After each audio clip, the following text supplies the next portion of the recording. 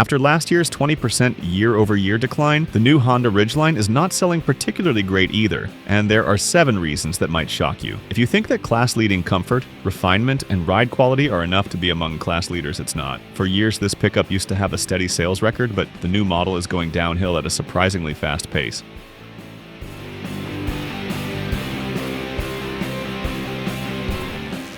Number 7. Off-road performance reality check.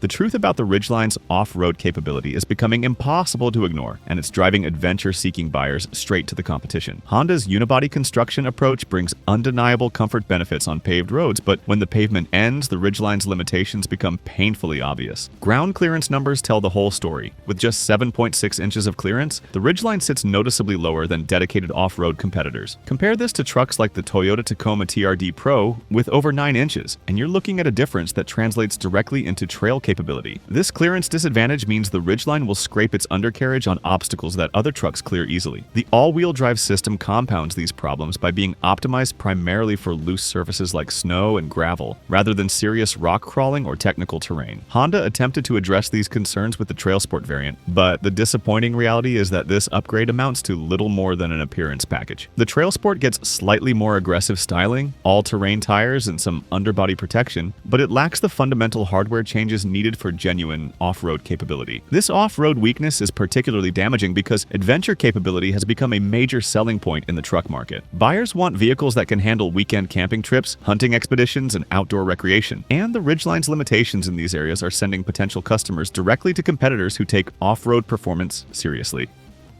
Number 6. Outdated engine technology. While Honda continues promoting the benefits of their naturally aspirated V6, the truck market has moved decisively toward turbocharged efficiency, leaving the Ridgeline looking increasingly outdated. The 3.5-liter V6 represents old-school engineering in a segment that's embracing forced induction technology. The performance disadvantage becomes clear when you examine torque delivery characteristics. Modern turbocharged 4-cylinder engines deliver peak torque at much lower RPMs than the Ridgeline's V6, providing superior pulling power where truck owners need it most. This low-end torque advantage translates directly into better towing performance, improved acceleration from stops, and more confidence when hauling heavy loads. Fuel efficiency represents another area where the V6 is falling behind. While Honda's engine delivers reasonable mileage figures, turbocharged competitors are achieving superior fuel economy numbers while simultaneously providing more usable power. The reliability argument that Honda uses to defend their V6 choice is losing effectiveness in today's market because buyers are no longer willing to sacrifice performance for theoretical reliability advantages. Competitive examples highlight how far behind Honda has fallen. The Ford Ranger's turbocharged 4-cylinder delivers more torque than the Ridgeline while achieving better fuel economy, and the Toyota Tacoma's new hybrid system provides both power and efficiency that make the Honda V6 seem antiquated by comparison. Number 5. Towing capacity disappointment.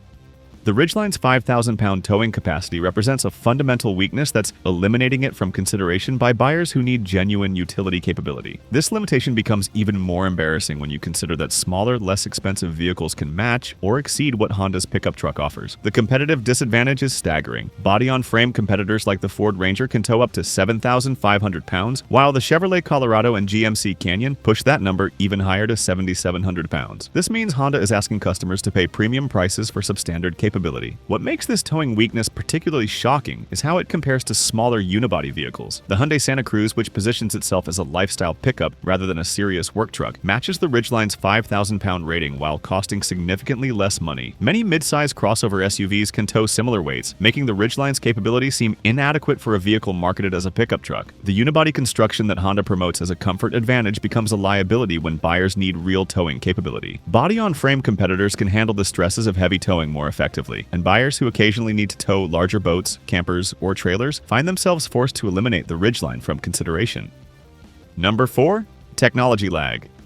The Ridgeline's infotainment and technology features are creating an impression of outdated engineering that's particularly damaging in today's tech-conscious market. Despite offering substantial standard equipment, Honda's execution feels behind what buyers expect from a modern vehicle. Screen size immediately signals the technology gap to potential buyers. The Ridgeline's 9-inch display looks notably smaller than what Ford and Toyota offer in their competing trucks, and this size disadvantage suggests that Honda is using older generation hardware. In a market where larger screens have become standard, the Ridgeline's display seems inadequate for premium pricing. System performance compounds these size concerns, the infotainment responds more slowly than competitive units, and graphics quality appears dated compared to what other manufacturers are delivering. Menu navigation feels clunky, and these performance issues create daily frustration that reinforces the impression Honda is behind the technology curve. Connectivity features suffer from similar problems. While smartphone integration is available, the implementation feels less seamless than what competitors provide. Audio system quality represents another disappointment for buyers who prioritize entertainment features, as the speaker configuration cannot match what competitors offer as standard equipment. Number 3. Safety system overreach. The Ridgeline's comprehensive safety technology package sounds impressive on paper, but the real-world experience is driving potential buyers away due to overly aggressive system behavior. These driver assistance features intended to enhance safety are instead creating frustration and annoyance that undermines the overall ownership experience. Lane-keeping assistance represents the most common complaint among Ridgeline drivers. The system makes constant steering corrections even when the vehicle is well within lane boundaries, creating a feeling that you're fighting the truck rather than driving it. Forward collision warning generates false alerts that quickly erode driver confidence by triggering in situations that don't represent genuine threats. The adaptive cruise control limitations further compound these problems. Unlike competitive systems that can operate in stop-and-go traffic, the Ridgeline's system only functions above 20 miles per hour, limiting its usefulness in congested driving conditions. System sensitivity settings cannot be adjusted sufficiently to match individual driver preferences, forcing buyers to choose between disabling the systems entirely or accepting behavior that interferes with driving enjoyment. Number 2. Configuration limitations.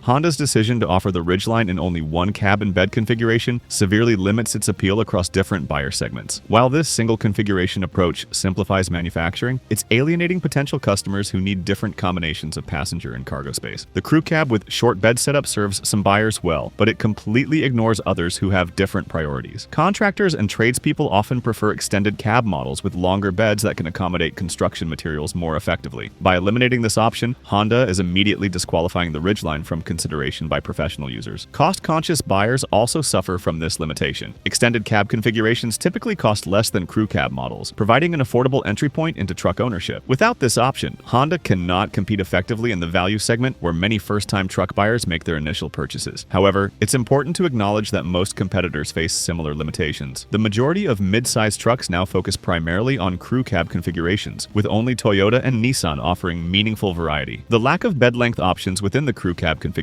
represents a more significant problem, forcing customers to compromise on cargo capacity or look elsewhere. Number 1. Premium pricing problem.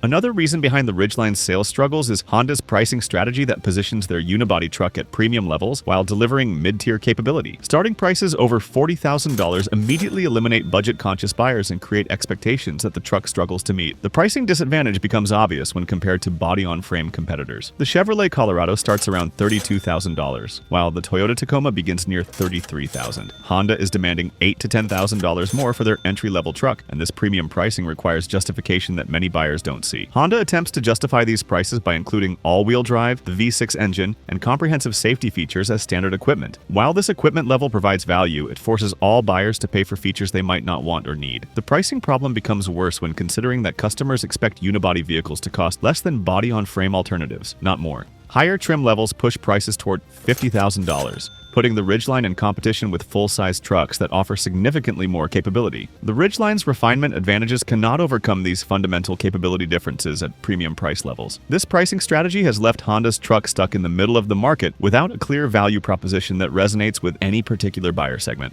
Because let's be straight, buyers in this segment will always appreciate more capability for their money than any kind of refinement, and growing interest for the Nissan Frontier is a perfect example. Check out this video and find out why smart buyers are eagerly waiting for the next year's model. It may ride on a 2 decades old platform, but with constant improvement, this old-school design approach remains one of the most desirable in the class.